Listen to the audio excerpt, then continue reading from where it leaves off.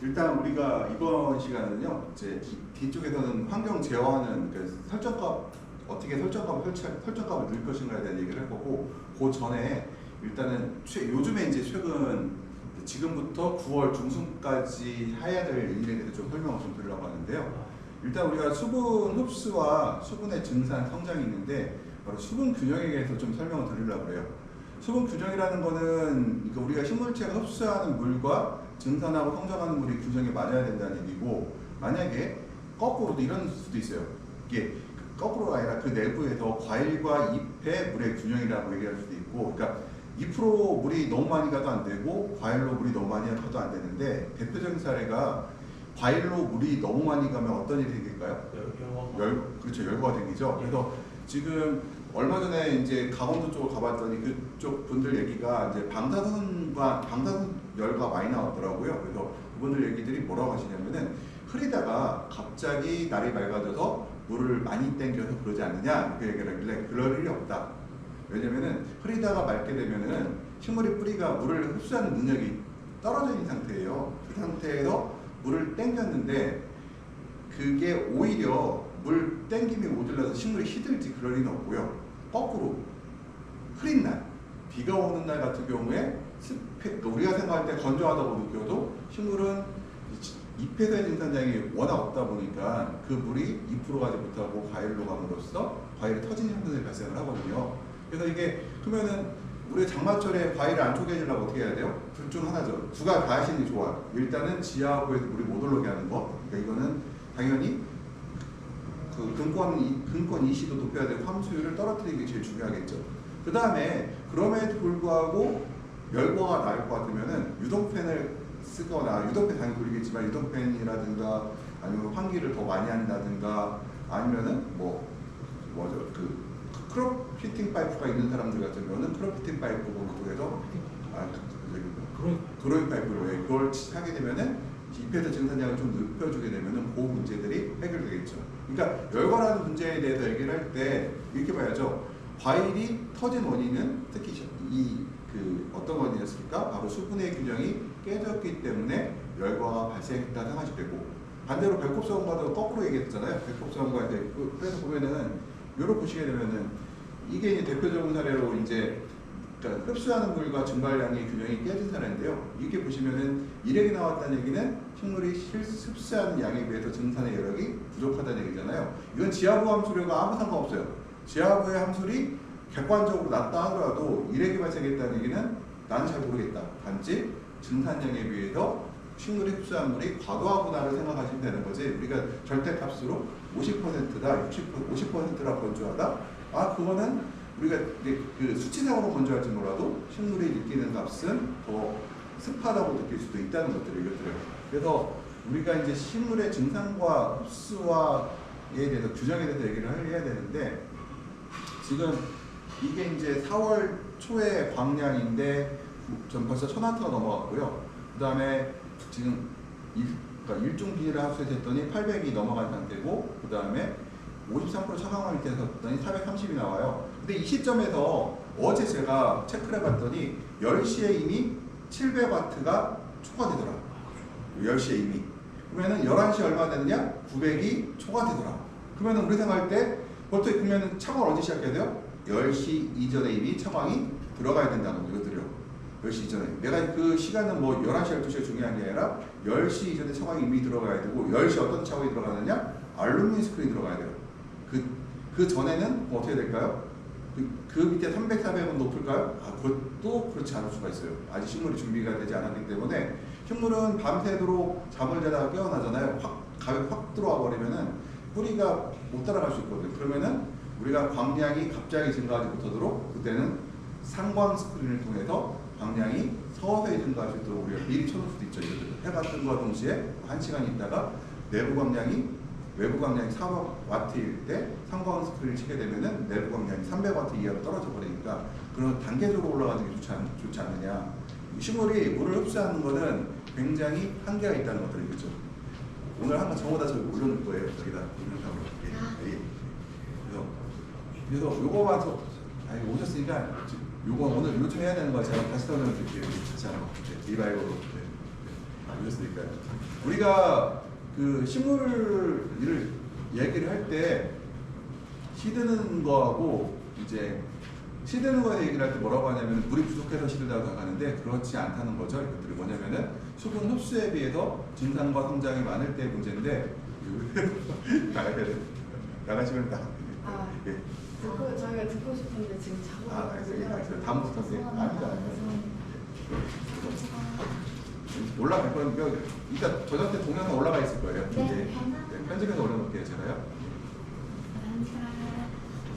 그래서 지금 요즘 같은 경우도 벌써 그 10시에 400이 700이 넘어갔기 때문에 실제는 일출과 동시에 거의 커튼이 그러니까 울트라 스크린이 쳐져야 되고 한 10시에서 10시 전후 정도에 그 다음에 상광 아니라 알루미늄 스크린, 채광 스크린이 들어가야 된다고 보고 있거든요. 방향 자체가 지나치게 높기 때문에. 그러면은 지금 이 오이의 예를 하나 들어보면은 지금 오이 같은 경우에 잎은 굉장히 좋고 생장점도 좋은데 오이는 쉬어지고 있다는 거죠. 그러면은 지금 일반적으로 우리가 오이가 쉴 때를 뭐라고 하냐면은 광합성량이 부족하거나 수분 스트레스를 강하게 받을 때 발생한다고 하는데 지금 잎의 모양을 봤을 때는 스트레스를 전혀 받지 않는 상태이고 그 다음에 또 하나 보게 되면 생장점의 강도로 봐서도 굉장히 광합성을 잘하고 있는 상태이기 때문에 광합성 부족이나 수분 스트레스에 의한 오이가 쉬는 현상은 아니라는 거예요.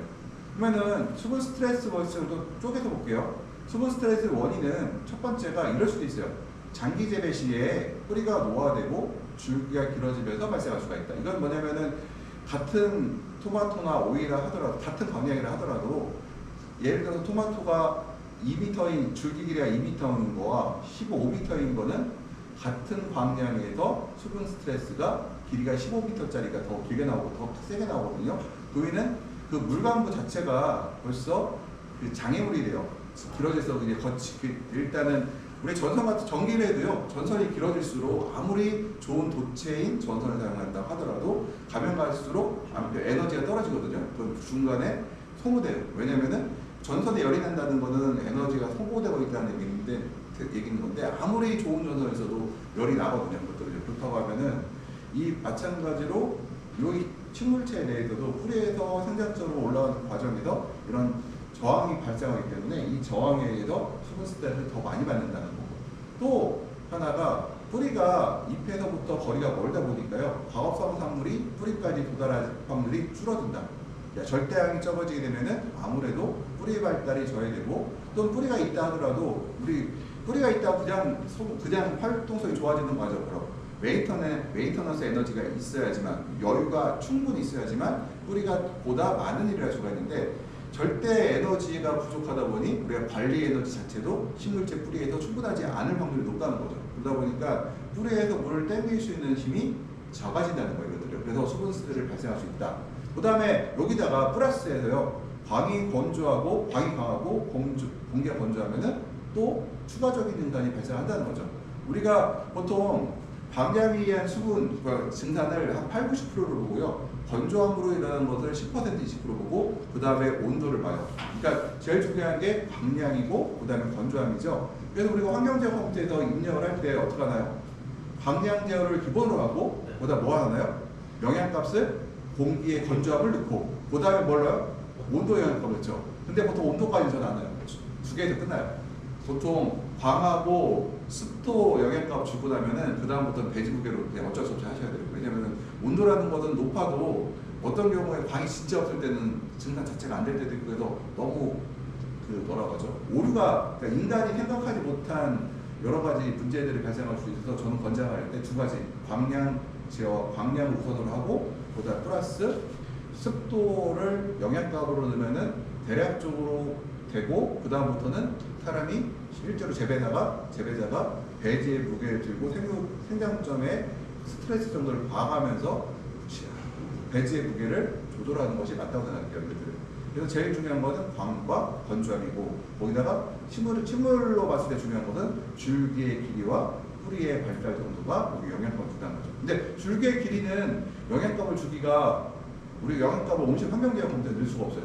그 다음에 뿌리의 발달도 넣을 수가 없어요. 그러니까 우리가 뭐래요? 무게를 들어서 우리가 판단할 수밖에 없는 거죠. 근데 여기다 제가 온도는 왜 넣지 말라고 했느냐? 온도는 또 헷갈려요. 영양값을 많이 넣을수록 헷갈려져요. 그래서 두 가지만 넣으시고 웬만하면 다 무게 측정하셔서 무게를 통해서 우리가 무게와 생장점의 그 스트레스 정도로 판단한다는 거거든요. 이제 뒤쪽에서 아마 제가 다음 시간, 이번 시간에 할 수도 있고 다음 시간에 할 수도 있는데 그 광량 제어 플러스 습도 영양값 주는 거에 대해서 좀 설명드릴 거예요. 순간 광량이 이제 지금 보면은 광량 1000W 이상 온실 내부에서 800W 이상 들어왔잖아요. 광량이 이 온실이 그렇다는 얘기거든요. 지금 적정 광량은 400W. 그러니까 우리가 통상적으로 얘기할 때 400W의 광량이면은 충분하다고 하거든요. 400W라고 하면은 우리가 오해하는 것 중에 하나가 이런 얘기를 하대요. 야, 우리가 차광을 많이 하면은 순간에 예를 들어서 1시간 정도는 광을 받고 나머지 차광하면 좋지 않느냐. 근데 중요한 게 있어요. 누적 광량으로 봤을 때는 맞는데 우리가 식물이 먹을 수 있는 한계가 400W인데 1000W를 때려 박았다고 해서 다음 2시간 동안 예를 들어 지금 400W 필요한데 2시간 동안 400W가 필요한데 1시간 800W를 때렸다고 해서 두 번째 시간에 400W를 안 줘도 된다는 거 아니거든요. 내가 먹을 수 있는 양은 이미 400W로 정해져 있기 때문에 그 이상을 줘봐야 의미가 없다는 거예요. 근데 가끔 이제 논문 같은 데 보면은 뭐 700에서 800W 얘기가 나와요. 그건 어떤 조건이냐면은 모든 조건이 완벽할 때 750에서 800W까지 해서 토마토와 오이가 광합성을 최대로 한다는 자료는 있어요. 그렇지만 우리가 재배적 조건에서의 얘기를 할 때 통상 400W를 넘기지 못한다고 해요. 뭐 이산화탄소, 습도, 그 다음 식물의 강도 이런 것을 봤을 때 400W를 넘어가지 못하는 경우가 대부분이다. 그래서 400W를 우리의 재배적인 관점에서 봤을 때, 실용적인 관점에서 봤을 때는 400W를 보통 한계로 본다는 거죠. 우리가 아마 제가 지난 강의 시간에도 몇 번 얘기했을 거예요. 우리가 온실을 100% 통제한다고 하면 800W가 맞다는 거예요. 그렇지만 100% 통제를 못하기 때문에 400W밖에 안 된다는 거죠. 지금 습도를 아무리 높여봐도 어제 같은 경우도 어떤 분이 그러더라고요. 갔더니 너무 물방울이 맺힐 정도로 안개봉들이 쏴대고 있는데 내부 습도가 60%가 안 나와요. 예, 막 쏴대는데 60%밖에 안 나와요. 그 얘기는 우리가 원하는 내부 온도는 너무 높아요. 그래서 제가 그러지 말고 차라리 저기 커튼을 젖히고 저기 안개 쏘지 말라고 하고 있어요. 왜냐면은 잎에 물이 묻어버리니까. 예, 그래서 이게 그분 말로는 이제 구역인데 제가 한 바퀴 돌아보니까 구역에 따라서 1구역 이후로 쪼갠다고 하면은 1구역에는 물이 맺을 정도로 물에 맞춰 있고 2구역은 보였더니 적당해요. 근데 문제는 1구역에서 이미 틱범과 제비꿈 뭐죠? 전문 입병들이 발생을 하고 있다. 그러면은 또 하나가 광합성도 못 하고 있다는 걸 내가 봤을 때는 그러면은 결과적으로는 하면 안 되겠죠. 그래서 우리가 너무 모든 조건을 맞추기가 어렵다는 거예요. 제가 뒤에서 조건을 맞출 수 없는 얘기에 대해서 예를 한 좀 들을 사례가 좀 있을 거예요. 그래서 우리가 차광을 실시하여 잎의 온도를 낮춰서 증산량을 줄이는 것이 최적의 방법이라죠. 이것들이요. 그래서 여기는 제가 컨설팅 해능경과 53% 차광망을 시험으로써 이 문제들을 해결했다. 지금 이 과일이 토마토가 오이가 쉬고 토마토는 백급성가 나고 작아지는 원인들이 바로 물을 너무 많이 잎에서 가져갔다는 거죠. 제가 식물이 시드는 것은 증산량이 흡수하는 물에서 우리가 식물이 흡수할 수 있는 물의 능력에 비해서 증산량이 많다는 거잖아요. 이건 뭐냐면은 증산량은 충분한데 과일로 갈 수 있는 과일하고 잎하고의 어느 정도 경쟁 관계가 있어야 돼, 밸런스가 맞아야 되는데 지나친 여분 상승에 의해서 과일로 물을 과일에서 뺏어간 사례들이 나온다는 거예요. 그래서 이 데이터를 보게 되면은 아주 재미있는 사례인데요. 오이에서 재미인데 보면은 그 오이의 무게가 녹색인데요. 점점 가라앉는 걸 보셔야 돼요. 밑으로 빠지고 있죠. 왜 빠질까요? 과일에서의 증산량이 잎에서의 증산량이 과도하다 보니까 과일에 있는 물을 뺏어가서 지금 발생하는 문제들이 저것들이에요. 그러니까 식물들은 항상 앞조건에 대비해서 물을 저장하고 있어요. 잎에도 저장하고 있고 줄기에도 저장하고 있고 과일에도 저장하고 있는데 메인은요 바로 과일이라는 거죠. 근데 우리가 줄기와 잎과 과일에서 물을 뺏기고 나면은 식물체 체중은 오히려 감소하고 있다가 보시면은 빨간색이 흡수량이고 요 파란색이 증산량인데 증산량이 많아짐에 따라서 무게가 감소하고 있다가요 다시 광량이 떨어지게 되면은 흡수량이 증산량이 보다 많아짐으로써 다시 과일의 식물체의 무게가 올라가는 걸 볼 수가 있는데 우리가 이게 일정 부분 사이클에 맞거든요. 그렇지만 이게 지속되게 되면은 식물체의 백법성이라든가 오이가 쉬는 문제들을 발생시킵니다. 그래서 우리가 이제 토마토, 특히 오이 수확할 때 같은 경우는 우리가 반드시 수확을 할 때 차광을 하고 수확하라. 그리고 수확을 끝나고 나서도 차광을 해주라고요. 왜냐면 오이가 버퍼 기능을 상실했기 때문에 식물이 강한 수분 스트레스를 받을 확률이 올라갔다고 해요. 또 수확할 때는 반드시 오이 같은 경우는 차광을 실시하라고 하는 것들이 바로 이런 식물체의 버퍼 기능이 사라졌기 때문에 지금 이것은 이제 HB 값을 표현한 건데요. HB 값, 그러니까 온도와 상대 습도와 HB 값을 비교한 것들인데요. 증상을 이거 보면은 여기 보면은 그 온도가 높아짐에 따라서 분명히 습도도 올라가야 돼요. 그러니까 이 녹색이 바로 적정 HB 값인데, 근데 이거는 불가능한 얘기다. 우리나라에서는 4월, 3월부터 이미 3월부터 9월까지 흐린 날을 제외하고는 거의 HB 값이 10이 넘어간 상태가 돼요. 12, 14 올라가거든요. 이 얘기는 뭐냐면은 이 HB 값이라는 거는 식물의 증산 능력을 제외하고 그냥 물리적 데이터에 의한 것이에요. 식물이 건강하다가 식물에 대해서 내가 식물이 환경 저항성을 강하게 만든다고 하면은 이 HT 값이 높다 하더라도 별 문제 없이 잘 자란다. 그러니까 우리나라에서는 보통 HT 값이 3, 4, 5, 6월 달에 17, 18에 한 달도 넘어가는데도 불구하고 잘 자라거든요. 그건 뭐냐?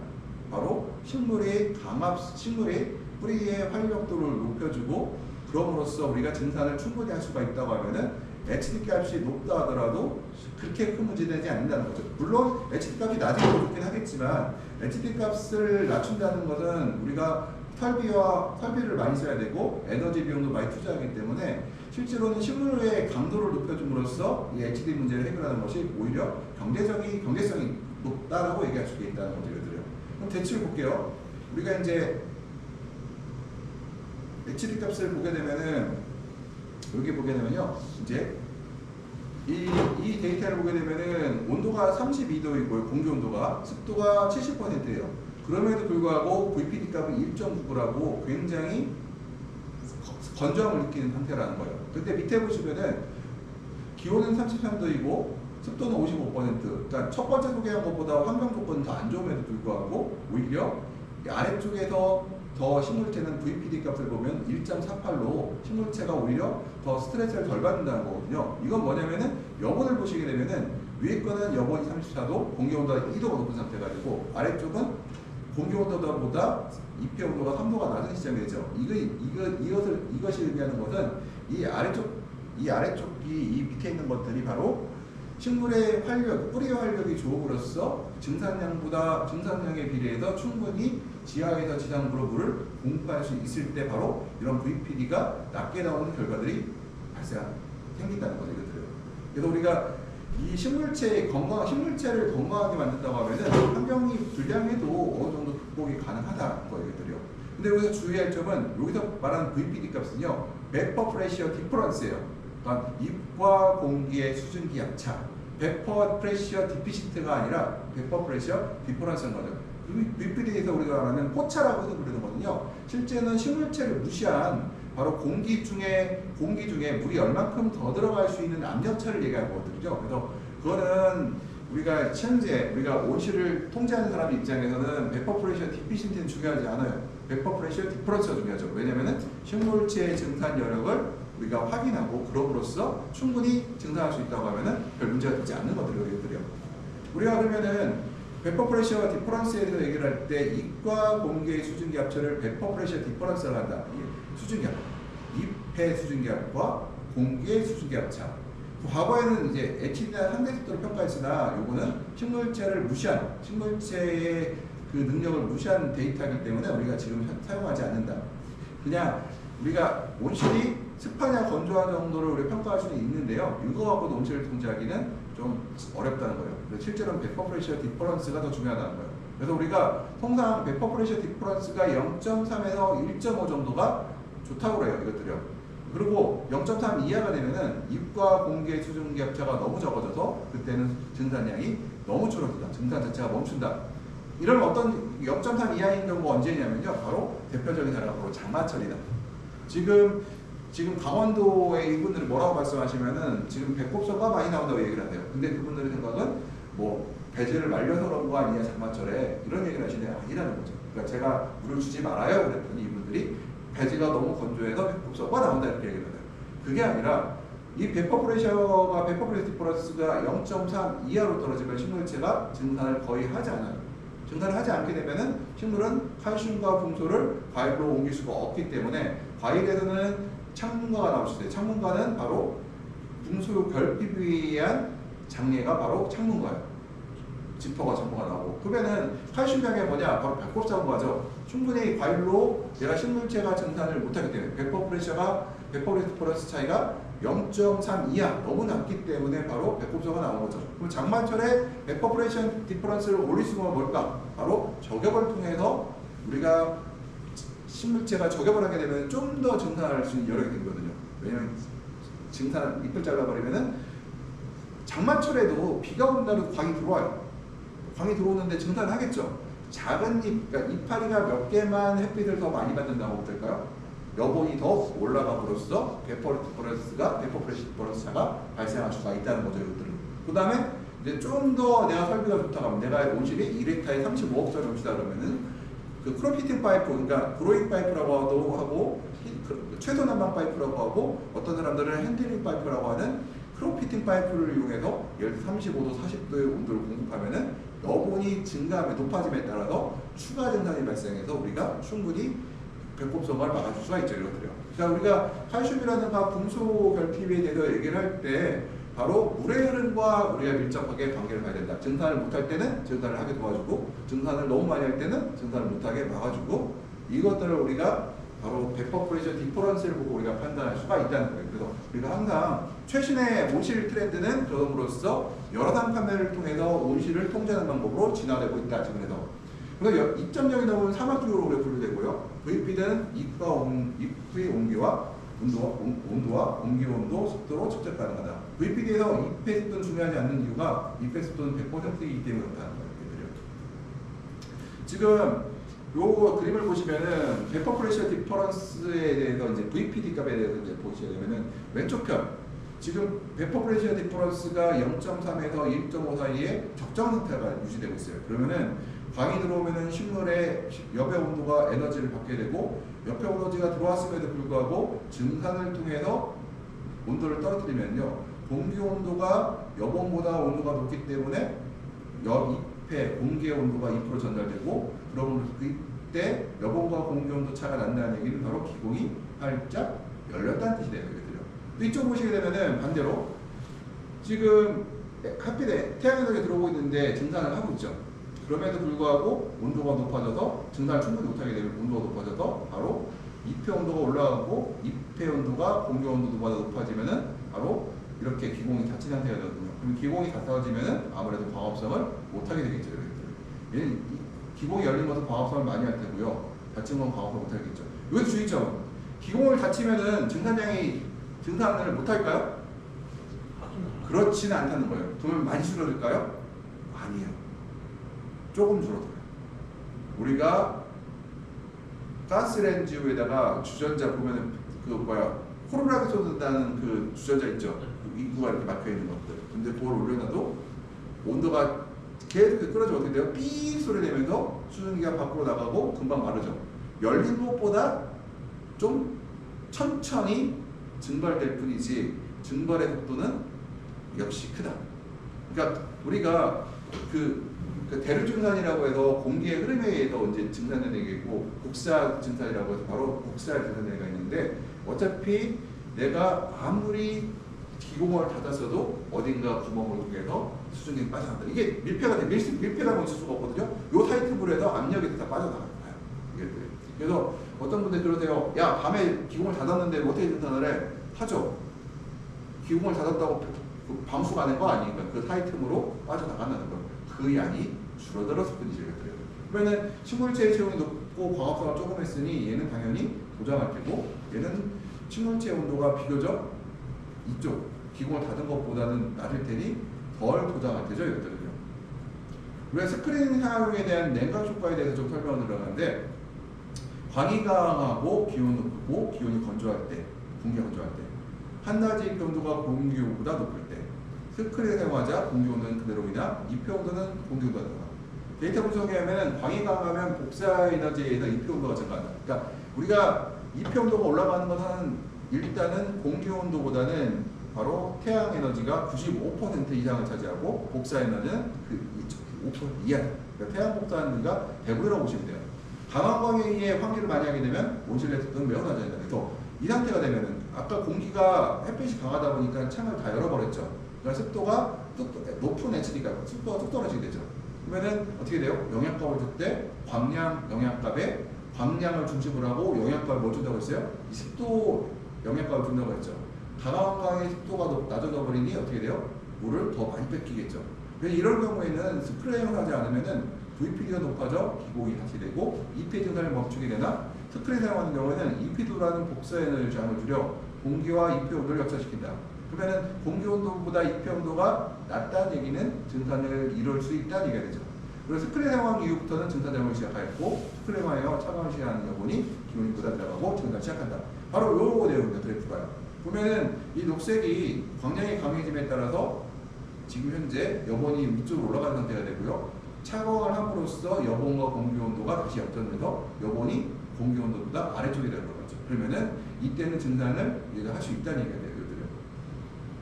그러면은 스크린이 사용하지 않을 때 해볼게요. 광이 강하고 기온이 높고 공기가 건조한 상태고 한전의 폐의 온도가 공기 온도가 높다. 그러면은요.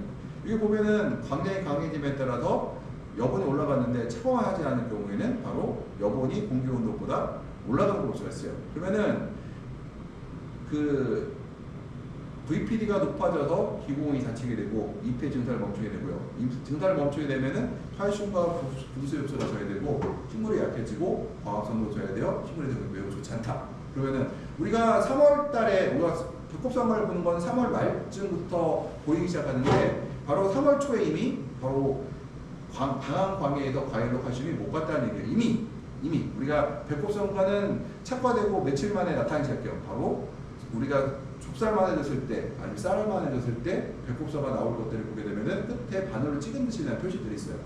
세포가 이미 어렸을 때 거의 다 만들어지거든요. 척화되면서 500원짜리 만들어질 때까지 거의 완성이 되고 방울토마토 같은 건 척화돼서 손톱만해졌을 때, 콩알만해졌을 때까지 이미 백곡성 과일의 세포의 전성이 완성됐기 때문에 이때 칼슘 공급되지 못하면 바로 백곡서가 나올 수 있다는 걸 얘기드려요. 그래서 우리가 증산을 우리가 하게 하려고 하면은 우리가 착용을 해줘야 된다는 거고요. 그리고 반대로 이거는 여본이 공기 온도가 올라간 얘기를 했잖아요. 또 반대의 경우도 있어요. 여본이 공기 온도보다 4도 이상 떨어질 때 그때는 과잉 증산이라고 봐요. 그때 과잉 증산을 되지 않게 우리가 조심해야 돼요. 그래서 우리가 차광을 통해서 온도가 여본이 공기 온도보다 너무 낮아도 어떻게 해요? 바로 3도 이하로 떨어지면은 차광을 할 고민을 할 필요가 있다. 여본이 우리가 잎은 멀쩡하죠. 왜냐면 증산을 잘하고 체온이 낮으니 충분히 광합성도 많이 하는데 문제는 우리가 원하는 것은 광합성을 많이 하는 게 중요한 게 아니라 정상적인 과일을 얻는 게 중요하다. 상품성 있는 과일을 얻는 게 중요한데 만약에 과일 증상이 발생하게 되면은 그 생리장 과일에 작아지는 문제들이 생기고 첫 번째, 그 다음에 벽곱성과라든가 오이가 쉬워지거나 이런 문제들이 있기 때문에 상품성이 떨어지는 문제들이 있어요. 우리가 이제 그 UGA라는 이제 그 대학에서 이제 미국은 주립대학교가 농민교육까지 같이 하거든요. 그 이센터 센터에서 이제 나온 건데 토마토와 파프리카에 그 칼슘과 그다음에 이제 블러썸 앤드 러시라는 게 이제 백곡성과에 대한 얘기인데요. 이제 보면은 이 데이터를 보게 되면요, 어떤 사람들은 믿는다. 그 연면살포가 뭐 칼슘의 디피시트를 뭐 해결할 수 있다고 했는데, 근데 그 리서치에 의하면 매우 잘못된 걸로 이슈더라. 그래서 그 칼슘은 오로지 그 물관을 통해서만 이동되고, 그 다음에 풀에서부터 물의 흐름을 통해서만 우리가 이동한다고 돼 있어요. 이것들은 트랜지셔널, 트랜스포레이션, 이거는 이제 증산을 통해서만 물의 증산을 통해서 이동한다고 돼 있어요. 그래서 풀에서는 아래로만 이동한다고 돼 있죠. 그래서 과체류에서 칼슘의 공급은 연면살포는 의미가 없다고 되어 있고요. 바로 이제 캘리포니아 대학에서 만든 이제 익스텐션 센터에서 한 자료도 마찬가지로 for application of 칼슘은 이제 잎의 연면살포는 little이라는 뜻은 부정의 의미거든요. little은 뭐 약간 효과가 있다고 볼 수도 있는데 little은 거의 거의가 아니에요. 강한 부정이에요. 리틀은 매우 아니다 그런 뜻이죠. 리틀 그런 뜻. 어리틀은 약간 있을 수 있다는 얘기인데 얘기는 없다는 뜻이 아예 강한 부정이거든요. 그러면은 칼슘은 입으로 흡수가 되지 않는다. 그래서 식물체에 대해서 이동이 되지 않는다. 그래서 칼슘은 반드시 지하부에서 지상부로 물을 따라 이동시켜야 된다는 거예요. 그래서 이거 칼슘 결핍 보게 되면은 어떤 사람들은 이 끝에서만 나온다고 생각하는데 바로 측면에서 나와 이렇게. 그래서 이거 보고 어떤 분들은 야 이거 배꼽선거 아니지 않느냐? 아니에요, 배꼽선거. 그래서 어떤 것도 이런 것도 있어요. 아, 속배꼽 선거라는 게 있다고 하는데 그건 거짓말이에요. 속배꼽이 아니라 어떤 품종들이 있는데 그 약광이면서 다습한 조건에서 젤리 부위가 썩는 게 있어요. 그게 이제 겨울철이고 강원도는 여름철이죠. 장마철이죠. 이때 끝나고 나면 젤리 부위 안에 썩는 게 있는데 그건 배꼽 선거가 아니라 세포가 만들어질 때 그런 게 아니죠.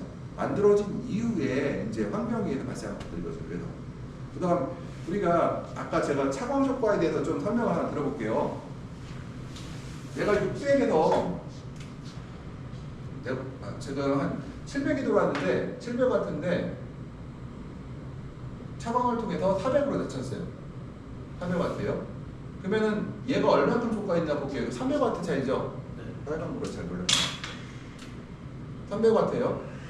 300W를 곱하기 1시간이면 3600이잖아요. 3600이에요. 그러면 얼마일까? 계산기 들어볼까요?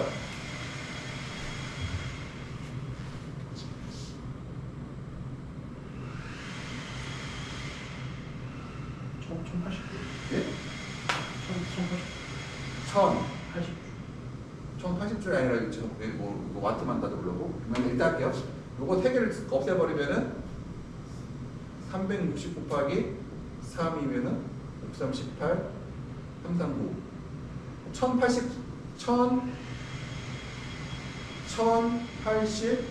kg 줄이에요. 1080 kg 줄. 이 정도면은 물로 치면요 얼마냐면은 약 450ml 정도 증발을 드려도 돼요.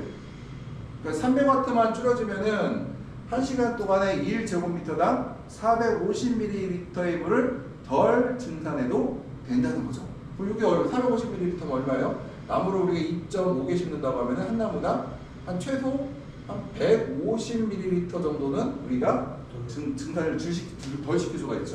그러면 2%가 되면 150ml를 줄인다고 하면은 과일로 좀 더 물을 더 보낼 수가 있다는 얘기가 되고 식물이 잎을 더 크게 만들 수 있다. 생장점이 이렇게 물을 많이 뺏겨버리면 식물들은 이제 물을 안 뺏기려고 일단 잎을 작게 만들고 그 다음에 기공을 작게 만들어요.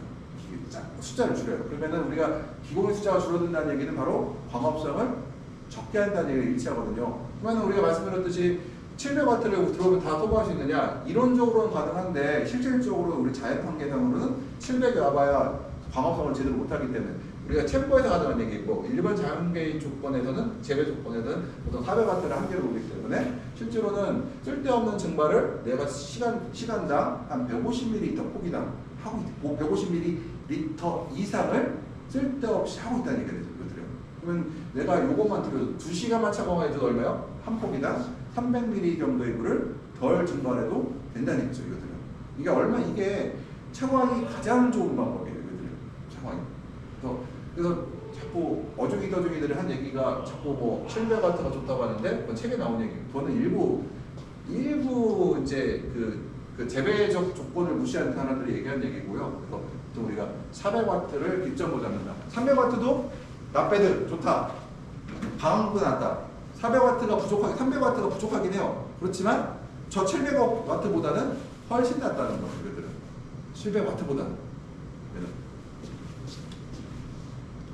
우리가 이제 습도 영향값에 대해 얘기를 좀 하려고 이 데이터를 갖고 왔는데요. 보면은 우리가 0.65라는 낮은 습도와 그러니까 킬로파스칼로 되어 있는 0.15가 높은 습도에서 칼슘의 함량, 과일의 칼슘 함량을 비교해봤어요. 그랬더니 내가 150ppm으로 공급했을 때는 높은 습도에서 낮은 습도보다 그 칼슘량이 적은 걸 볼 수가 있다. 높은 습도가 훨씬 높다는 거죠, 이들요. 반면에 또 그런데 이제 내가 낮은 습도에서는 아무리 칼슘 함량, 그러니까 150ppm에서 300으로 2배를 늘려도 차이가 안 나더라는 거예요, 과일에서는. 근데 단지 습도만 올려주는 것만 갖고도 칼슘이 과열을 더 많이 하더라. 이 얘기는 잎에서의 물을 땡기는 걸 줄여줌으로써 과일로 물을 더 많이 보내고 과일로 물을 더 많이 보내니까 어떻게 돼요? 바로 칼슘 결핍 증상이 칼슘이 더 감으로써 칼슘 결핍 증상이 사라진다는 거, 감소한다는 얘기들이요. 그러니까 우리가 배꼽 성과를 막는 제일 좋은 방법은 뭐냐? 잎에서 물이 땡기지 않게 하면 된다는 거거든요. 장마철에는 잎에서 증산을 유도하고 반대로 간광기 때는 잎에서 증산을 줄여주게 되면은 우리가 배꼽 성과를 막을 수 있는 줄일 수 있는 칩이 생긴다는 거죠. 그래서 우리가 그래서 저는 얘기하는 게 3월부터는 차광이 들어가야 된다. 이미 광을 초과했다. 과잉 증산에 의해서 그리고 공기는 건조하고 우리가 공기는 건조하고 광은 강하기 때문에 과잉 증산이 일어나기가 굉장히 쉬운 조건이라는 거죠. 이것들이 증산이 적정 범위 너무 안 해도 안 되고 너무 많이 해도 안 되고 이 사이에 들어가 있어야 되는데 우리가 식물의 체온을 측정함으로써 우리가 그것을 평가할 수 있다. 뭐 3, 4도가 벗어나면 뭐예요? 과잉 증산이 볼 수가 있고 여공과 공기 온도가 붙거나 그 이상이 되면은 이때는 광량이 이제 너무 강해짐으로써 되게 기공을 닫았다는 거죠. 그러니까 이 상태는 뭐예요? 칼슘이 여기서 부족하다는 얘기 뭐예요? 이거는 바로 무슨 일이 생긴 거예요? 과잉 증산이 발생한 거죠. 이때는 고생 많이 하시네. 요거는 배지별 유혈성분 함량에 대해서는 제가 뭘 보여드리냐면요. 그냥 본격적으로 환경 제어에 들어가기 전에 하나 좀 설명을 드리려고 해요. 이유를 좀 알아보자는 건데요. 코코피트하고 폴라이트와 라울에서 유효수분 함량을 보게 되면 그 라울은 70%되고 코코피트는 35%이기 때문에요. 코코피트가 보통 더 높아야 되는데 저 35%에 대해 주의점이 하나 있어요. 저건 바로 더스트가 50%가 들어가 있는 상태에서가 35%라는 얘기고 만약에 칩의 비율이 넘었거나 더스트가 화인 더스트라고 해서 그 밀가루 같이 거의 기능을 못하는 더스트가 들어올 때는 저것도 안 된다는 거예요. 그러니까 코코피트는 기준점이 질이 좋은 코코피트는 가정에서 35%다. 저거 질이 나쁠 때는 저 이하인데 우리나라에 들어와 있는 것 시중 판매되는 거 보면은 한 10개 중에 9개는 아니요. 20개 중에 19개는 바로 저 35%의 유효수분을 갖고 있을 수가 없다는 거예요. 그래서 그리고 어제도 제가 어디 가서 봤더니 더스트 칩이 막 나무 쪼가리가 들어있어갖고 나중에 제가 지난번 이거 좋은 좋은 코이어 배지 교육했었나요? 네, 잠깐 했어요. 그러면 제가 코이어 다음에 해드릴게요. 코이어 어떤 거 좋은 건지 거의 다 코이어 배지 쓰다 보니까 이 장사꾼들이 영업사원들이 저는 진짜 걔들 내가 사기꾼들은 아닌데 제가 볼 때 그렇게 믿고 있는 것 같더라고요. 믿고 있어요. 걔들 칩의 비율이 좀 높아야 된다. 그러니까 교육을 못 받았으니까 걔들이 뭐 교육받은 적이 없으니 그러다 보니까 그리고 그 사장도 모르는 것 같고 자기들 되게 칩이만 더 좋다고 자랑하는 거 보면은 그러니까 일부 이제 그런 건데 그 좋은 회사들은 아무튼 폴라이트 이렇다는 거 우리가 왜 그런지 이유에 대해서 알아보려고 한 거고요. 지금 이 열과라는 것들 이거는 이제 흔히 말해서 지하부가 그러니까 간단하게 말해서 지상 물의 수분 균형이 깨졌을 때 오는 거죠. 그러니까 뭐냐면은 내가 물을 땡기고 있는데 증산을 못할 때 발생하는 것이 이 열과라고 보시면 되고 그 다음에 요또 지하부의 표현도 뭐예요? 내가 물을 땡기고 있는데 증발을 못할 때 무슨 일이 생겨요? 뿌리가 상처남으로써 발생하는 것이 바로 푸사리움 감염하고 토마토의 열과라는 거예요. 그런데 어떤 분들은 이제 뭐 칼슘이 부족해서 열과된다. 처음 하는 말씀. 이거는 얘가 물이 2% 가야 되는데 과열로 가버리니까 결국은 그러니까 사실 그래도 우리가 걱정되는 게 한 이틀 전부터 예보도 보니까 거의 월요일까지 날씨가 한 1시에서 2시까지는 그냥 일반적인 여름 정상 날씨인데 네. 1시에서 2시부터 갑자기 소나기가 한번 싹 내리고 그로부터 그냥 완전히 흐려지더라고요. 아, 그건 지금 상관없어요. 그래도 흐려도 광이 세요. 그러다 보니까 이게 배지 함량 자체가 되게 높게 형성이 되더라고요. 지금은 괜찮아요. 지금은 괜찮아요. 밤에 온도가 높기 때문에 그냥 그때 끄는 셔도 충분해요. 아 근데 저는 이제 FC 같은 거 같으면 야간에 그래도 한 23도, 22도 이렇게. 아 그래도 FC 들어서면 그 자체가 건조해서. 우리 지금 현재 문제가 지금은 다 습도에 문제가 없어요. 문제는 저기 이제 비가 며칠씩 내릴 때 그때 문제 하루 그거 탔다고 해서 그 정도 갖고는 문제가 안 되는데 그리고 말씀드렸듯이 이게 그 잔여율도 있고요. 우리가 첫 관수 시작을 좀 볼게요. 우리가 이제 지금 시점을 보는데 이 파란색이 이제 오질 온도고요. 바로 이제 pH 센서 템퍼레처고요. 그다음에 우리가 이 녹색이 입열 온도고 보면은 이 노란 게 광량인데 보게 되면은 여본이 공기온도보다 아래쪽에 위치하고 있어요. 이제 그러고 있다가 어떻게 돼요? 아래쪽에 붙어 있다가 공기온도가 올라가니까 언제는 여본과 공기온도가 붙어 있어요. 밤에는 거의 약간 여본이 낮아요. 왜냐면 밤 증가를 하니까. 그렇다가 이제 온도가 떨어지면서 이제 어떻게 돼요? 여본이 이제 아래쪽 내려가죠. 그러다가 여본이 이제 아래쪽에 이제 항상요. 내리다가 위에 붙죠. 이게 뭐냐면은 광이 들어오면서 여본이 이제 올라가기 시작하고 그다음에 공기온도 한번 붙어요. 그다음에 이 시점이 뭐예요? 바로 증산을 가시 시작한 시점. 언제요? 9시, 10시 정도 전후에서 이제 시작한 거죠. 얘들은. 일출이 7시고 7시에 일출이 되기 시작해서 이제 한 10시 정도 되니까 이제 첫 증산이 시작됐죠. 이 시점에 바로 우리가 물을 수전 시점인데 그러니까 우리 통상적으로 보통 커튼 열고 2시간 정도부터 물 주라고 하는 것이 요 사이즈에 들어간다는 겁니다. 그래서 증산을 할 때는 적당한 열이 필요하다. 그리고 광량에 대한 배액 같은 경우는 5에서 30%까지 나올 수가 있는데 안 나올 수도 있고 주의점이 하나 있어요. 제가 그때 평택에 계신 분한테 처방전을 만들어 달라고 봤더니 나트륨 함량이 200 정도 되더라고요. 그래서 제가 요 농담 안 되는 거 돼요. 대신에 여기는 겨울에 100을 빼야 돼요. 겨울은 한낮에 5% 정도 10%좀 빼줘요. 왜냐면은 그렇게 안 빼주면은 염이 200이 아니라 나트륨이 400, 600 막 올라가거든요. 그래서 겨울철에도 그런 경우에는 염을 빼줘야 돼요. 근데 그렇지 않고 일반적으로 이제 나트륨 함량이 20, 30 이렇게 들은 사람들은 굳이 이때는 거의 안 빼도 되는 시점이라는 거거든요. 그래서 이게 이제 1년 평균 내면은 얼마예요? 30%가 되는데 20, 30% 되는데 보통 방향에 따라 이것도 지난 계속 보여드리잖아요. 그래서 이게 이제 그냥 과체로는 이치를 높은 걸 좋아한다. 그 다음에 그래서 보통 하나 좀 얘기할게요. 천하트에서 3.8, 4.0이 나오잖아요. 저희가 이제 부산 쪽에 제가 아시는 분들 같은 경우는 토마토에서 큐브 육묘를 할 때 셀에서 큐브로 옮기잖아요. 양액을 4.0으로 옮겨요. 7월달 7월 큐브를 옮겨놓고 한 20일, 15일 정도 이렇게. 왜 그러냐면은 물을 자주 주잖아요. 그러다 보니까 근권이시가 안 올라가요. 일부러 4.0 줘요. 여기는 경험이 한 20년 이상 되신 분들인데, 그러니까 그분들은 아예 높게 공급하는 거는 아직 옛날부터 그렇게 해오고 계시더라고요. 왜냐면은 목표의식을 설정한 거죠. 우리가 공부하는, 그러니까 이시라는 거는 목표의식가 중요한 거지 공급의식가 중요한 게 아니기 때문에 목표의식을 4.5, 4.0, 4.5로 설정해놨어요. 왜냐면은 키를 못 크게 하려고. 그러다 보면은 보통 우리가 관광객 때 4.0을 목표로 하는데 불구하고 보통 우리가 이보다 높게 하는 키가 작을 때는 그리고 오이 파프리카도 보면 높죠. 또 우리가 공급할 때 육묘기 때 그러니까 셀에서 큐브로 옮기거나 이때는 큐브에서 키울 때는 보통 큐브에 이시가 안 올라가니까 보통 우리가 3.0 오이 같은 경우도 3.0 3.0으로 공급을 해요. 토마토는 4.0 하죠. 그러니까 우리가 목표가 뭐예요? 바로 베지네시. 베지네시가 우리가 목표의시라고 했죠. 또 목표의시 중심으로 우리가 그 관리를 한다는 거죠, 얘들이요. 그래서 예를 들어서 방량이 우리가 식물체가 충분히 커서 나무가 물을 잘 흡수할 때는 배액률로 이시를 제어를 하고, 그렇지 않고 정식하고 초기에는 어떻게 해요? 공급이시를 우리가 등권이시를 제어하는 방법을 우리 하고 있다는 거죠, 일반적으로.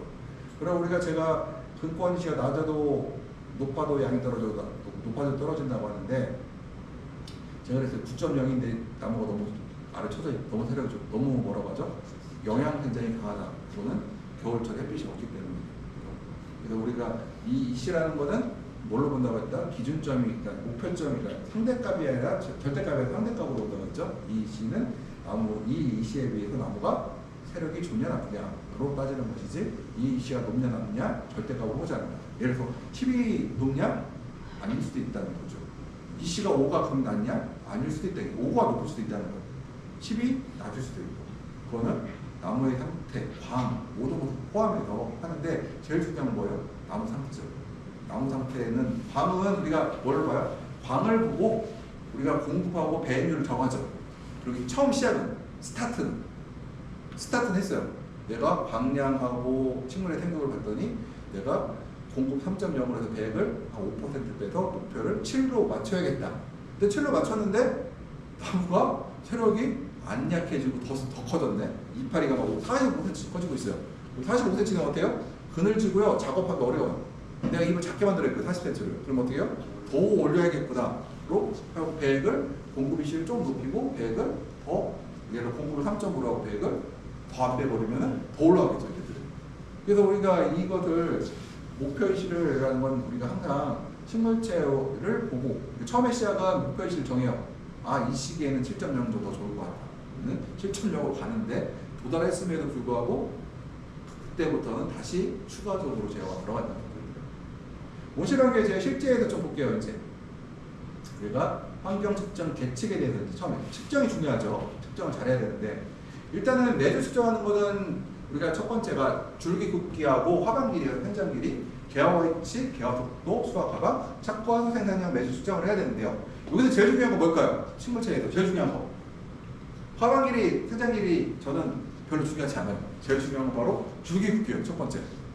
그 다음에 뭐예요? 이 잎의 크기가 중요하긴 한데 제가 그래서 뭐라고 하냐면 보통 우리가 그 다음에 화방 정제 속도는 제가 물어봐요. 화방은 지난주에 며칠 만에 나왔는데 물어보고 그 다음에 그러면은 첫 번째는 그 화방에 나온 정도는 사진은 측정이 안 되거든요. 그건 측정해서 알려줘야 되고요. 변경 두께는 어떻게 한다? 이렇게 찍으면 돼요. 그러니까 우리가 뭐 12cm, 15cm 재는데 그것도 하면 좋게요. 근데 그러니까 그거는 재배사가 있는 농장 얘기고 내가 직접 운영할 때는 이렇게 봐야 돼요. 내가 요 두께를 이게 15mm 대충 아니까 이거 딱 하고서 찍어서 손가락보다 훌륭하지 않냐. 이거 보고 이거 지금 이거만 하면 내가 굵기를 알 수가 아니 이것보다 이걸 맞추라는 게 아니라 이걸 하면은 내가 경경 두께를 대략적으로 생각할 수 있어요. 왜냐면 경경 두께가 나무마다 다 달라요. 그래도 이걸 한 15개, 10개씩 찍어서 보내주면은 야 전체적으로 이제 지금 두껍다 가늘다가 나오고 그 다음에 이제 일주일 있다 또 찍어요. 그 위치에서 10개를 그러면은 야 지난주보다 굵어졌냐 가늘어졌냐가 판단이 되죠. 그 다음에 생장점 다지. 그 다음에 생장점 위에 아래를 찍어요. 생장점의 색깔을 봐요. 그 다음에 잎의 길이를 봐야 되는데 잎의 길이는 손을 대라고 해야 돼요. 손바닥 대면은 내가 대략 40cm 넘어가는지 30cm 너무 작은지가 대충 구분이 돼요. 이렇게 하면은 데려갈 수도 있어요. 그래서 이렇게만 해도 제가 저한테 이제 카톡을 보내신 분들한테 그렇게 그냥 사진 찍어서 보내면 내가 모르겠으니까 감이 안 와요 진짜. 이게 과일 크기가 얼마인지 알 수가 없어요. 그래갖고 그렇게 하면은 대략적으로 이제 하죠. 지난주 거랑 이번 주는 카톡에 사진이 쭉 나오잖아요. 지난주보다 내가 가늘어졌네? 그럼 어때요? 지금 광량도 센데 더 잡아 하시고 과일 그래도 안 되면 과일 두 개만 바르라고 한다 이렇게 들어가죠. 그 작업이. 그래서 우리가 뭘 봐요? 그러니까 카톡으로 남기라고 하는 이유가 뭐예요? 방향성을 보죠. 방향성. 환경 데이터는 그 집 컴퓨터 들어가면 볼 수가 있어요. 근데 이거는 볼 수가 없다. 그래서 그 다음에 이제 수분 쪽에서 이제 수분을 우리가 이제 중요한데 환경은 사실은 공기 환경은요. 이제 온습도 정도만 판단하면은 대략적으로 특히 관광기 때는 그렇게 중요하지 않아요. 우리가 커튼만 잘 치면 되고 커튼 쳤는데도 불구하고 외부 광량을 보고 커튼만 치면 할 게 없어요. 그다음부터 그냥 문 다 열어놨죠. 커튼 쳤죠. 뭐 할 게 뭐가 있어요. 내가 이제 제어할 수 있는 방법이 없는데 그다음부터 바로 밑에 걸 줘야죠. 근권부의 뭐 배지의 온도라든가 배지의 온도가 높아요. 나는 30도 이하면 좋겠어. 배지 온도가 막 32도가 되네. 어떻게 해요? 200씩 팡 때려서 근권을 30도가 넘어가지 않게 눌러놓으려고 노력을 하겠죠. 근데 온도가 한 27, 8도야. 그래? 오케이. 그냥 현재와 같이 소량 다회 전략을 가겠다. 할 수가 있겠죠. 올해도 근권의 온도를 보고 나오고요. 그 다음에 이제 약광기 때 같은 경우는 이제 그 pH 인식을 보면서 우리가 특히 이제 집중하게 pH는 철결핍 이런 여러 가지 영양결핍과 관련이기 때문에 pH를 측정을 하죠. 그 다음에 이 C는 바로 수분 함수량과도 연동되어 있고요. 그래서 이거는 매일 측정한다는 거죠. 매일 측정해서 그러니까 매일 측정을 제일 많이 해야 되는 게 바로 함수율. 그걸 매일 측정해야 되고 그다음 또 뭐예요? pH. 그 배 부분의 pH를 매일 측정해야 되죠. pH가 한 3일 높았다고 철결핍이 안 나와요. 근데 일주일 가면 나올 수 있어요. 열흘 가면 거의 나와요. 나무가 건강하면 또 안 나와요. 나무가 뿌리가 좋잖아요. 안 나와요. 그래서 이게 그리고 어떤 품종은 또 안 나오는 것도 있고. 그래서 이게 참 덜 나온다고 안 나온다니 덜 나오기도 하거든요. 그렇지만 우리가 기본적으로 pH는 우리가 보통 6.5 이하로 묶어두려고 노력을 하니까 pH는 확인하셔야 되고, 우리가 이런 걸 조사를 한다. 우리가 이제 온도계 같은 경우도 보통 뭐 잘 설치해야 되는데, 제가 온도계 설치하는 위치를, 센서 설치하는 위치를 제가 그때 한번 설명을 드렸었는지 모르겠는데, 내가 돈을 많이 들여야 되니까 이렇게 돼 있어요. 두 개를 설치하면 어떤 설치해야 돼요? 여기와 여기. 세 개 설치하면 여기다 설치할까요? 여기다 설치해요. 여기다 왜 설치할까요? 한 구역에 한 구역이네요. 한 구역에 하나, 두 개 설치하는 게 하고, 세 개까지 설치해서 세 개까지는 좋아요. 오케이. 얘를 왜 여기다 안 하고 여기다 설치했을까요? 왜? 우리가 알고 싶은 거는 온도의 방향성이잖아요. 그러면 뭐라 그래야 돼요? 여기가 대표값이에요. 여기가 아니라 여기가 가장 그래도 중심값이라고 보시면, 여기 너무 안전 가운데잖아요. 여기 이쪽에 넣어야 되고. 그러면은 양쪽에 놨어요. 아마 얘와 얘의 온도는 유사하게 높아요. 여기다 이렇게 넣으면 어떻게 둘의 차이가 많이 나겠죠. 얘가 여기가 높죠. 여기는 왜냐면 여기랑 모서리랑 가깝잖아요. 이렇게요. 가깝잖아. 이렇게. 네. 그러면은 여기다 설치해야 돼요. 이렇게요. 그럼 여기다 왜 설치할까요? 혹시라도 얘가 18도인데 얘가 22도야.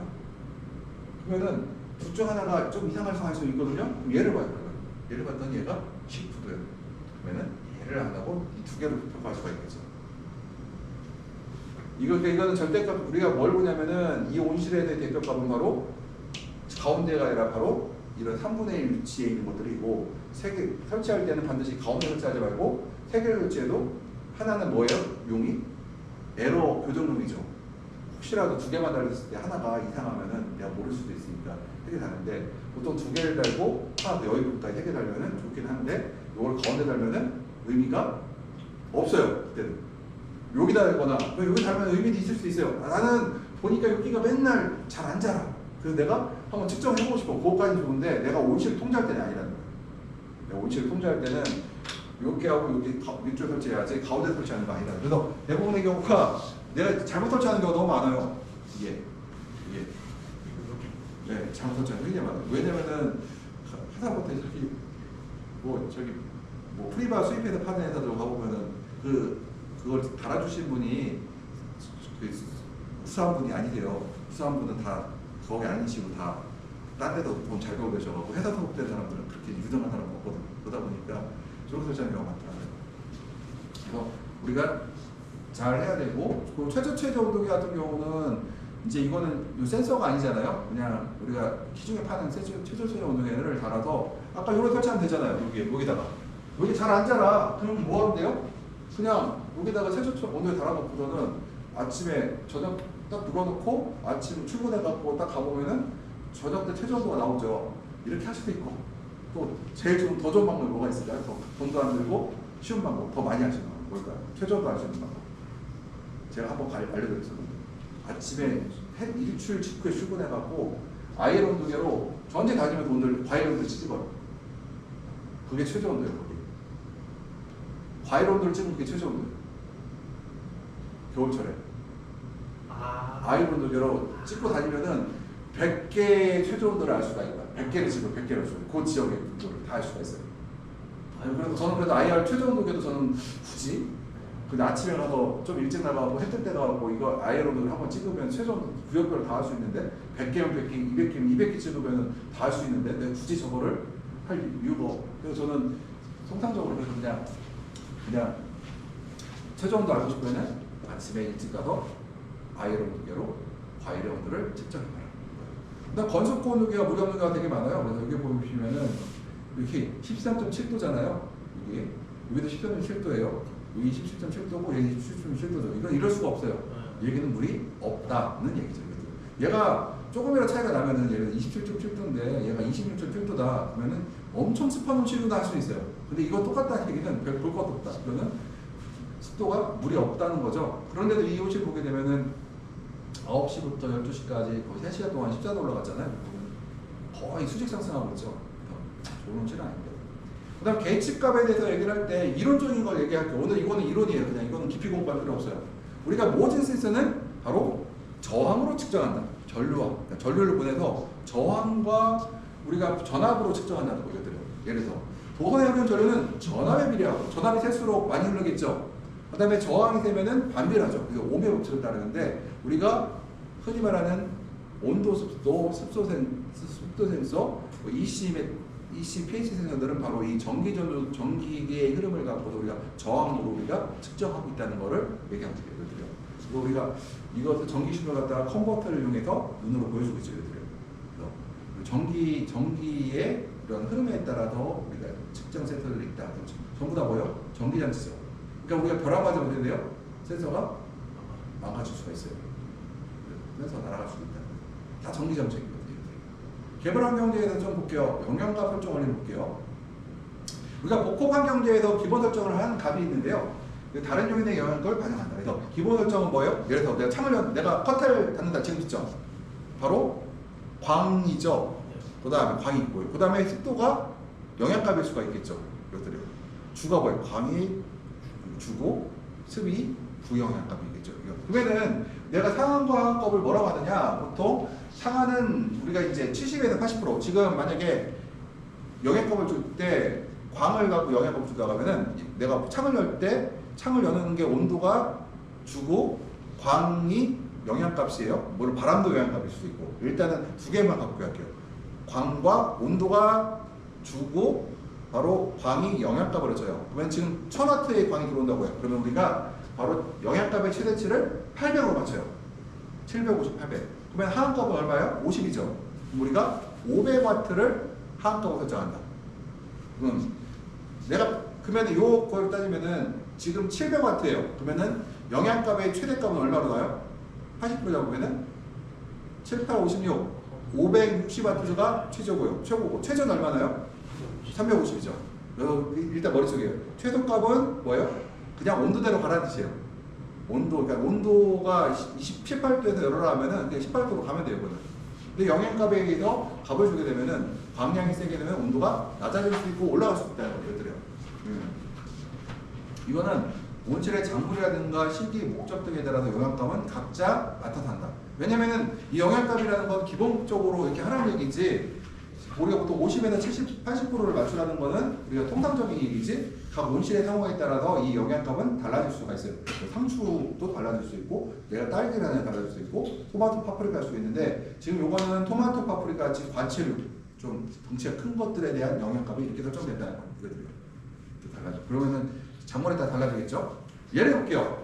보통 우리가 그 순간 일사량을 영향값에 준다. 창을 여는 걸 영향값 주는데 바로 뭘까요? 일사량에 따라서 식물체가 광합성 양이 달라지죠. 온도가 광합성을 많이 할 때 어때요? 온도가 높은 것이 유리해요. 그것들이. 그러면은 광합성을 안 할 때는 온도가 낮은 것이 유리하겠죠. 그러면은 여기서 최대 순간 광량은 1월 12일 500W를 우리가 우리가 평균, 그러니까 이 최고 광량은 평균 보시는 거예요. 아, 작년 봤더니 1월 달에 500W 정도가 1월 초에 최고 광량이었어요. 최고 순간 광량이었어요. 우리가 어떻게 해요? 500W를 기준점 잡죠. 거기다가 80을 잡으면 어떻게 해요? 400W가 상한값이고 250W가 바로 하한값이죠. 영향값을 우리가 0에서 2도를 주는데 그거는 내가 하기 나름이에요. 0에서 2도가 될 수도 있고 0에서 3도가 될 수도 있고 이건 상관없어요. 이건 가고 그대로 가고요. 그러면 250W까지는 20도로 가요. 그냥 순간 광량이. 그럼 20도에서 창을 연다. 환경온도를 20도씩 설정했단 말이에요. 그런데 만약에 400W 이상이 되면 어떻게 해요? 여기다가 만약에 300W가 되면 어떻게 돼요? 350W면은 여기다가 1도 올라가겠죠. 400W가 넘어가면 2도 올라가고요. 또 광량에 따라서 창을 여는 속도가, 창을 여는 온도가 더 높아진다는 거죠. 그러니까 겨울철 같은 경우도 광이 좋으면은 막말로 낮에 30도까지 올려주세요. 문 안 열어버리면 되거든요. 문 안 열면 돼요. 그래서 저희가 이런 얘기를 합니다. 그러면은 탄산가스를 공급할 시기가 언제예요? 겨울에. 언제예요? 아침이에요? 저녁 오후에요? 오후죠. 광량이 열었는데 내가 만약에 광이 되게 좋아요. 600W가 들어와요. 그러면은 어떻게 해요? 창을 열지 말아야 되죠. 열지 말아야 되죠. 그러면 탄산가스를 가둘 수가 있죠. 광합성을 많이 할 수 있죠. 광합성 효율이 좋아요. 광도 많고 온도도 높으니까 뭐가 들어가야 돼요? 이산화탄소가 딱 들어가고 습도도 올라가는 되죠. 반면에 아침을 보세요. 조조가원에서 온도는 낮고 광은 약하고 그 탄산을 넣게 되면 어떻게 돼요? 그래서 옛날에는 그 전에 이제 우리가 이 네덜란드에서 배워서 얘기할 때 오전에 그 탄산가스 시비를 하라는 얘기들이 있었는데 저희들이 암만 계산해도 안 돼요. 탄산가스를 넣을 수가 없어요. 저희들이 계산상으로. 안 넣는 게 낫긴 낫겠지만 우리가 경제성을 항상 얘기해야 되잖아요. 우리가 온실을 통제할 때 경제성에 대해서 좀 접근해야 되기 때문에 안 된다는 거죠. 그래서 이 상태를 봐도 우리가 한 단계 탄산식을 넣는 게 좋고요. 사실은 일반적인 비닐온실에서 저는 많은 농장들을 컨설팅하고 비교를 해본 결과 넣는 데나 안 넣는 데나 별 차이가 없더라. 그래서 제가 요즘에 우리가 이제 야 진짜 탄산가스가 모자라서 문제가 되는 거냐? 그거는 아닌 것 같다. 광이 부족하고 일단 우리나라 사람들은 야간 저온 관리를 하잖아요. 그러다 보니까 이게 효과가 일단은 그 과합성 효율, 오전 당합성 효율은 야간 온도랑 관련이 있다고 해요. 야간 온도가 충분히 높아져야지 되는데 지금 13도도 못 맞추는 사람들 대다수고 이제 김제 이쪽 봐도 습도가 높은 온실들 있잖아요. 이분들도 보면은 추결탱크가 작아서 그 밤 온도가 5도 이하로 떨어지면 13도를 못 맞추는 경우가 많더라고요. 제가 추결탱크 50톤짜리 갖고 10톤 어디 가면 50톤 아마 여기 오신 분도 아마 50톤 이하일 거예요. 아시죠? 그분도 추결탱크가 너무 작아서 겨울에 밤에 추우면은 내가 보일러 아무리 땡겨 써도 온도가 안 맞춰지거든요. 100도만 돼도 그렇죠. 100도만 돼도 어떻게 13도 맞췄는데 거의 뭐 10톤, 이케아 50톤도 양호한 사람이에요. 그러다 못 맞춰요. 그래서 저는 탄산시비 하고 싶으면 다른 조건 맞추고 시작해라. 그 다음에 적산일사량이 이거는요. 그러니까 우리가 보통 12시부터 12시 반까지 적산일사량 계산하는데요. 적산량 볼게요. 보통 1월 10일 날에 최대 광량을 우리가 1000줄 정도로, 이건 되게 좋은 날이에요. 그러니까 아주 좋은 날이죠. 1000줄을 봐요. 아주 좋은 날. 이렇게 나오는 거 1월 10일이에요. 1월 1일만 해도 600줄, 끼케 800줄 나오거든요. 근데 1월 15일이 넘어가면 이제 1000줄 가까이 나온 날이 있어요. 그런 날이 있어요. 맨날 나오는 건 아니고. 1000줄이 나왔다 쳐요. 그럼 12시까지는 500줄이잖아요. 500줄이에요. 12시까지는 최대 광량이 500줄을 계산하고 500줄의 상한선이 400줄이죠. 80% 잡으면 하한선 얼마요? 50%가 250줄이죠. 영양값을 0에서 2를 줘요. 그러면은 250줄, 그러니까 12시까지 250줄이 돌아오면은 그냥 20도씨에서 0차를 넣는데 만약에 400줄이 넘어가면 어떻게 돼요? 우리가 통상적으로 그러면은 흐리지 않으면은 광이 더 충분할 걸로 보고 우리가 2도씨를 더 올려라 할 수도 있다는 거죠. 2도씨가 아니라 4도일 수도 있어요. 상황에 따라서는. 얘가 생육 조절을 봤을 때, 야, 내 나무가 너무 세력이 세. 그럼 2도가 아니라 4도, 3도 할 수도 있어요. 나무, 이거 뭘 봐야 돼요? 이 영양값은 환경만 맞죠? 뭐도 봐야 돼요? 나무의 생육을 확인하면서 세력이 약할 때는 어떻게 해요? 영양값 못 줘요. 세력이 강할 때는 영양값을 더 크게 줄 수도 있고. 그래서 이거는 상황 봐가면서 하는데 기본값은 그렇다는 얘기예요. 여기는 중요한 게 뭐가 빠졌어요? 계속 말씀드리지만 나무 상태가 빠졌다는 거죠. 나무 상태, 과일의 개수, 식물의 초세가 빠진 상태이기 때문에 일단은 잡되 내가 식물의 초세를 봐가면서 더 높일 수도 있고 아닐 수도 있다는 거예요.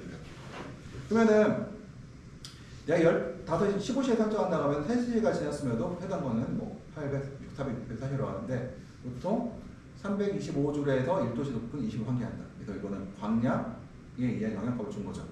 그러면은 이게 두 가지를 다 줄 수 있어요. 순간일사량의 영향값은 일반적으로 일정씩 가장 높게 적용한다. 적산일사량의 영향은 오후 들어서 커진다. 그러니까 순간은 일사량 어때요? 정오 때 가장 높죠. 누적은 어떻게 돼요? 오후가 되면서 증가하죠. 이게 계속 증가하죠. 그래서 따라서 순간 일사량 및 절산 일사량 영향값의 합인 광영향값은 일중 큰 차이가 없다라는 거고, 그러면은 우리가 이제 1월 10일 날 환기의 광도 영향값 설정을 했어요. 아까 보면 20도 설정을 했는데 최대 광도가 300W이고 500 그랬더니 어떻게 되냐면은 하나는 150W가 되고 요거 이제 하나가 이제 추가된 거죠. 그러니까 요거는 순간 광량이고 밑에는 뭐예요? 밑에는 누적 광량이죠. 여기 환기 산정 같은 거 어떻게 두 개 합치면은 0에서 4도가 왔다 갔다 하죠. 그들요. 누적 광량과 순간 광량을 합쳐서 우리가 이렇게 제어를 한다. 습도 제어를 볼게요. 이제 가습기 뭐예요? 그냥 안개 분무기를 얘기하죠. 자극기를 이제 원래적으로는 우리가 온실 내의 엔탈피를 고려해서 관리하고요. 그래서 일반적으로는 외부 온도가 내부보다 높더라도 에너지는 낮다고 할 수가 있어요. 따라서 가습하면서 환기하면 내부 온도가 낮아지고 한 일정 온도, 그러니까 외부의 습도보다 더 낮출 수는 없거든요. 왜냐면 교환이 안 되기 때문에. 그래서 우리가 결로점보다 그보다 더 낮출 수는 없는데, 지금 뭐라고 하죠? 포화습도보다 낮출 수는 없는데, 우리가 사막의 온도가 열대우림보다 높아도 에너지 작다. 이건 뭐냐면은 우리가 자멸과 현을 얘기할 때 사막이 습이 거의 없기 때문에 엔탈피는 작다고 시작을 할 수가 있어요. 그래서 우리가 통상적으로 온실내가 습하잖아요, 바깥보다는. 그래서 무조건 내부의 에너지가 외부보다 높다. 내부 에너지가 높아야 온실의 제어가 되죠. 왜냐면은 우리가 온실 제어하는 거는 주로 환기로 제어하는데, 일반적으로 환기로 제어하는데, 환기로 제어한다는 거는 외부 에너지가 내부 에너지가 작을 때만 이게 가능한 거예요. 외부 에너지가 높을 때는 제어가 안 되죠, 이것들이. 가까울수록 안 되죠.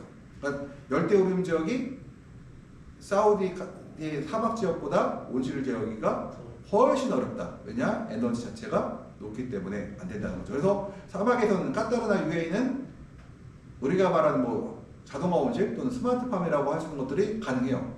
근데 열대우림 지역에서는 그냥 문 다 열어놓고 그냥 가만히 있는 거예요, 그때는. 근데 거기다가 봤더니 또 어느 제가 또 아프리카 어느 또 나라 그걸 봤어요. 그랬더니 미치겠더라. 에어컨 나겠다고. 전기도 없는데. 내가 그래서 그 나라 유튜브를 봤어요. 그랬더니 전기를 안 쓰려고 엄청 노력을 하더라고요. 왜냐면 전기에 전전되면 큰일 나니까. 그래서 미치고 환장했더라고요. 그런데 요금 어떻게 나가요? 그래서 보고서 들어가고 제가 외교부로 해서 이렇게 하고 있던데 제어가 안 되거든요. 문 다 열고 있어야 돼요. 그리고 뭐 어벤타운 하겠다고 그러고 딸기를 원래 한국에서도 하지 말라고 했는데 이거 올리면 뜨거운 걸 다 받을 텐데 진짜 별 이상한 사람들 같아요. 여기도 갖고 오세요. 그러면 엄청 갖고 오는 것 같아요. 네? 그래 오긴 오는 것 같아요. 가끔 진짜.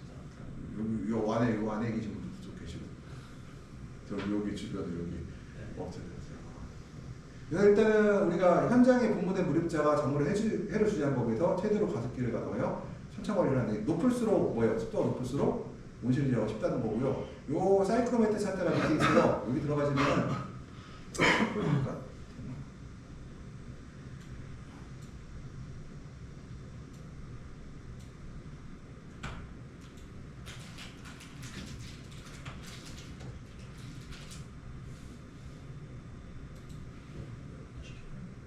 여기 들어가시면 여기 볼게요. 재밌는 내용. 이거 공짜거든요. 외부 온도가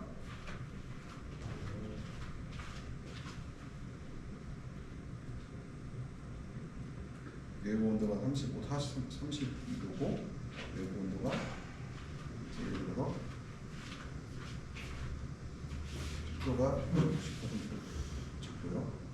내부 온도가 35도이고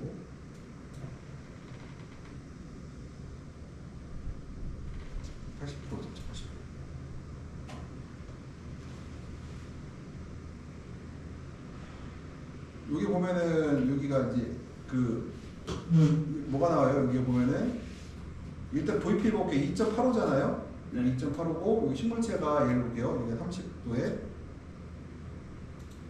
그럼 여기가 얼마가 나요? VP가 4.25죠. 얘랑 얼마가 나와요?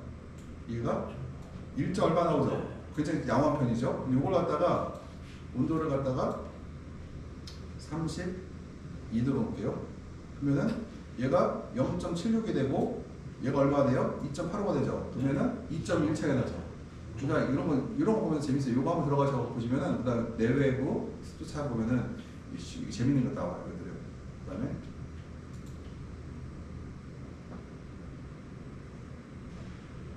하여튼 이런 거 보시면은 뭐 확인해 보시고 이거 한번 제가 그래서 이거를 사이트를 내놨거든요. 무료라 보시고 여가지고 보시면 재밌는 게 나와요. 습도 제어에서 이제 제습기나 이거 사용하지 않을 텐데요. 일단 볼게요. 영역값 한번 볼게요. 현재 온도가 22도이고요. 습도를 70%의 경우에 동적 제어를 이제 제어를 해보려고 해요. 목표가 얼마요? 70%의 환기 온도를 20도로 잡았어요. 그 다음에 궤도는 0에서 100% 다 열수되어 있다는 얘기죠.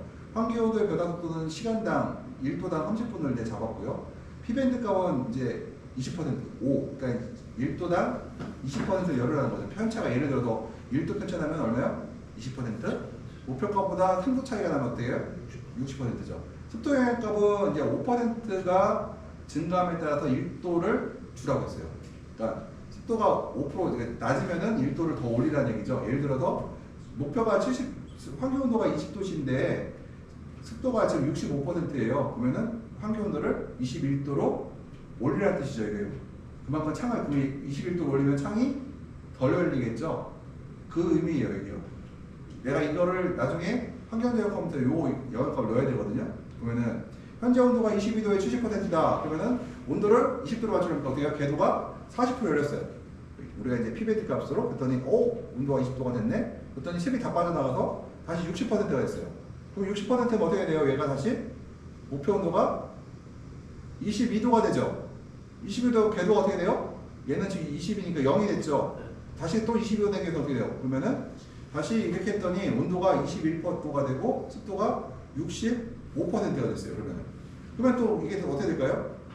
그러면 얘가 지금 습도가 높아요, 낮아요?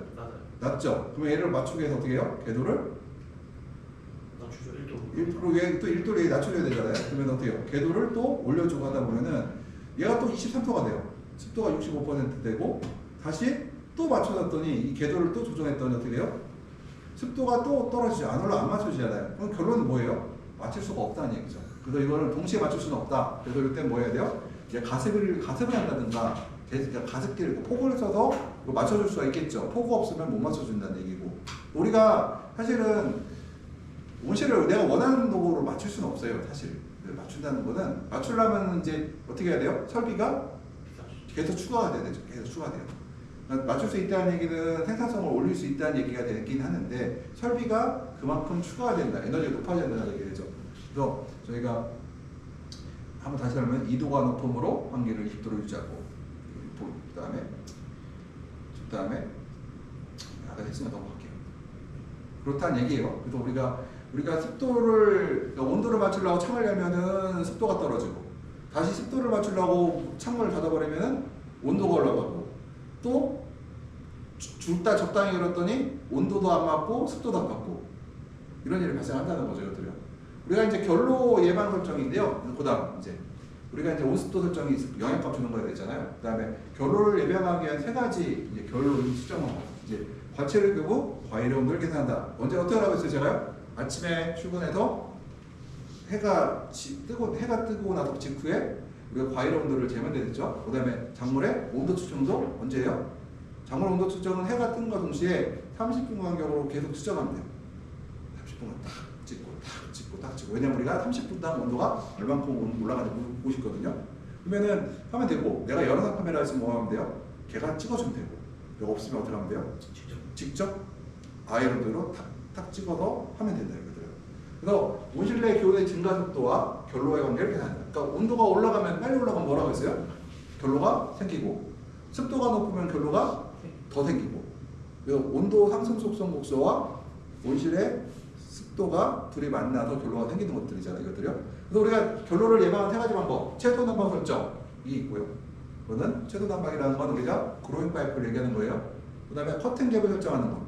그 다음 영향값인데 얘기할 거예요. 최소 환기창 설정. 또 환기창을 내가 열 건가 말 건가를 또 설정해야 되거든요. 내가 온도가 외부 온도가 낮아도 예를 들어서 환기창 설정을 할 수가 있어요. 언제? 겨울철 때 할 수가 있죠. 내가 왜 환기창 설정을 예를 들어서 10도가 되면 물 닫아놓고 있거든요. 근데 흐린 날이에요. 내부 온도가 안 올라가. 좀 올라가고 있고 그러는데 외부 온도 10도니까 창이 닫혀 있어. 근데 온실 내가 습해. 그러고 증산을 멈췄어. 어떻게 해야 돼요?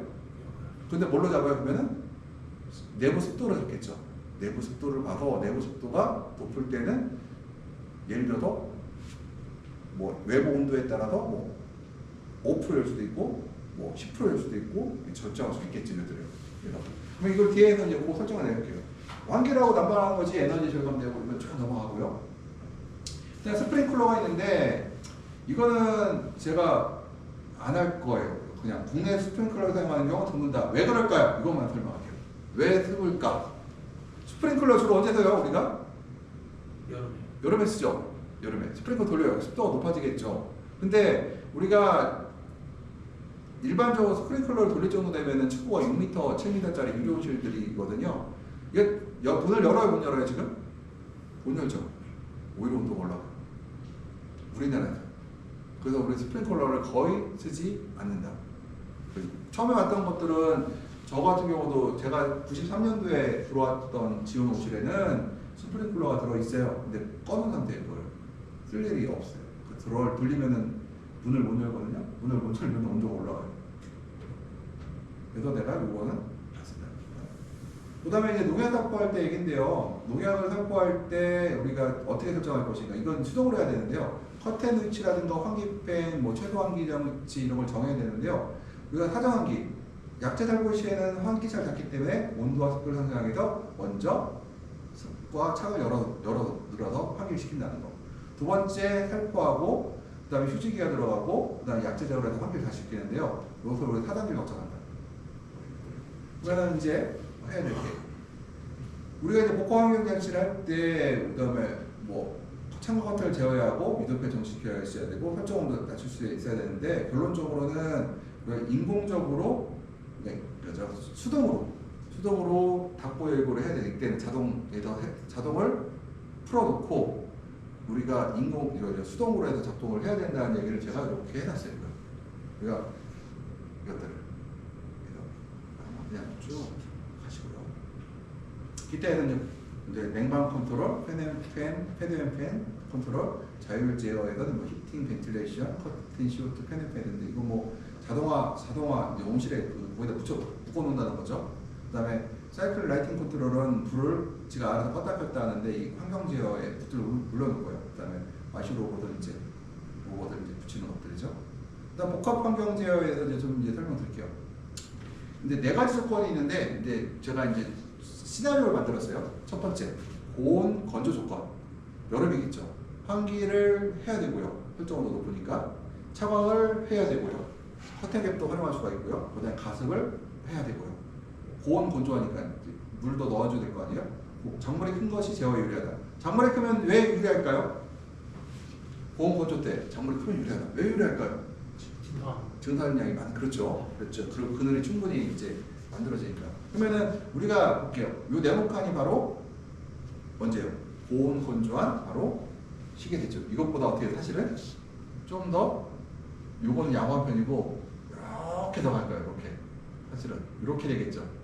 요거는 상당히 양호한 편이고 요거보다 요로 가겠죠. 이렇게 이쪽으로 가겠죠. 그러면 우리가 할 수 있는 게 뭐예요? 습도를 환기를 어떻게 할까 볼게요. 그 다음에 이제 고온 자습 장마철이죠.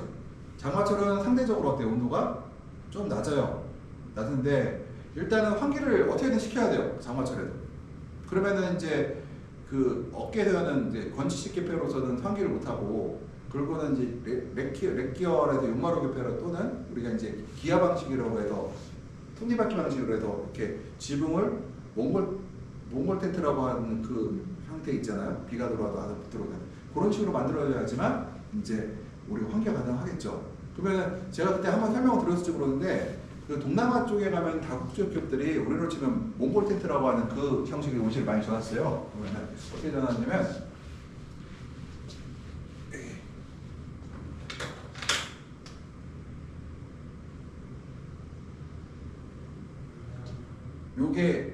여기가 3.3m에서 3.5m고 여기가 1.5에서 1.8m 이렇게 돼 있어요.